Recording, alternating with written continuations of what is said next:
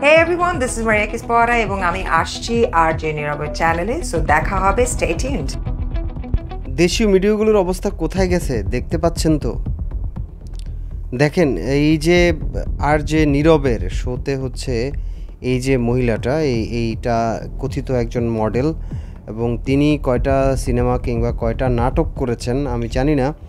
দেখতে পাচ্ছেন এই যে আরজে নীরবের অনুষ্ঠানে উপস্থিত হওয়ার আগেও তিনি কিন্তু ঘোষণা দিয়েছিলেন এই ড্রেসে এবং এই একই অবস্থাতে, এবং এই অবস্থাতেই কিন্তু আবার আরজে নীরবের শোতে উপস্থিত হয়েছেন। দেখতে পাচ্ছেন আরজে নীরব অনেক আগ থেকেই কিন্তু রেডিও জকি হিসেবে এবং বিভিন্ন প্রোগ্রামের জন্য কিন্তু সে ফেমাস ছিল, কিন্তু সম্প্রতি আসলে বাংলা মিডিয়ার আপনি এর আগেও দেখেছেন আমাদের বেশ কিছু নিউজে কিন্তু বাংলা মিডিয়া নিয়ে কিন্তু আমরা অনেক বলেছিলাম। তো তারা আসলে একটা টক শো করবে বা একটা উপস্থাপনা বা যাই বলেন, তারা সাধারণভাবে হয়তো একটা প্রোগ্রাম করতে পারে, কিন্তু সে যেই ড্রেস আপে এসেছে মানে অনেকেই এখানে কিন্তু মন্তব্য করেছেন যে অ্যাকচুয়ালি তিনি কি আসলে আরজে নীরবের অনুষ্ঠানে এসেছেন না পর্ন ভিডিও শ্যুট করতে এসেছেন।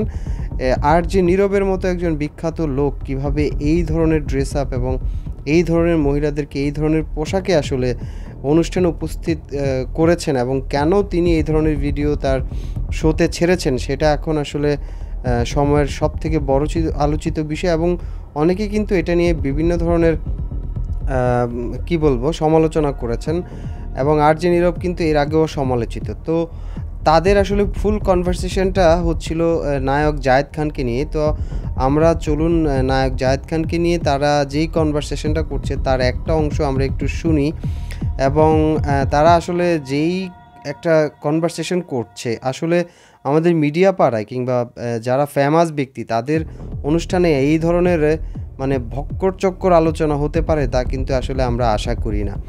তো এখন আমরা এই আরজে নীরব তার সাথে যেই আলোচনা করেছে সেইটা একটু শুনে দর্শক আপনারাই বলবেন, এবং আমাদের বিশিষ্ট সাংবাদিক খালেদ মহিউদ্দিন সাহেব আছেন, তিনি কিন্তু প্রচুর পরিমাণ অনুষ্ঠানের অতিথিদেরকে ডাকেন এবং প্রচুর পরিমাণ যেই সাম্প্রতিক বিষয়গুলো আছে সেগুলো নিয়ে কথা বলেন। তো আমি একটু দেখতে চাই যে মহিউদ্দিন সাহেব কি এনাদেরকে এই বিষয় নিয়ে বা আমাদের মিডিয়া পাড়া নিয়ে কোনো সোচ্চার হন কিনা। তো তারা আসলে কি আলোচনা করেছে সেটা আমরা শুনবো। শোনার আগে একটু বলে রাখি দর্শক, যারা চ্যানেলটি সাবস্ক্রাইব করেননি আমাদের ভাইরাল এবং সাম্প্রতিক যত নিউজ রয়েছে সেগুলো পেতে কিন্তু চ্যানেলটি সাবস্ক্রাইব করতে পারেন। তো চলুন আমরা তাদের বাকি কনভারসেশনের একটু অংশ শুনি, তারপর আপনারা বুঝতে পারবেন যে কত গুরুত্বপূর্ণ আলোচনা আসলে এখানে চলতেছে। তুমি নাম ধরেই বলো। আমি জায়েদ খানকে সরি বলতে চাই, আমি ডিমেনিং ওয়েতে কথা বলেছি, বাট আমার কাছে মনে হয় যে উনি মানুষ হিসেবে অনেকের তুলনায় অনেক ভালো একজন মানুষ। That's a very very kind of you and a very good gesture of you.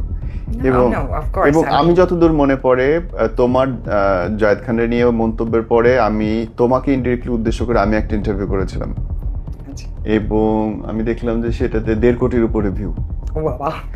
যে আমি বলেছিলাম যে কোনটা সমালোচনা আর কোনটা নিন্দা এটার একটা পার্থক্য আমরা বুঝি না, ন্যারেটিভ আমরা বুঝি না, অনেক সময় আমরা স্লিপ করে ফেলি।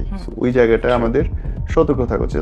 আমিও ক্ষমা চাই যদি আমি কাউকে হার্ট করে থাকি, যদি আমি ব্যক্তির নাম ধরে কখনোই কিছু বলি না।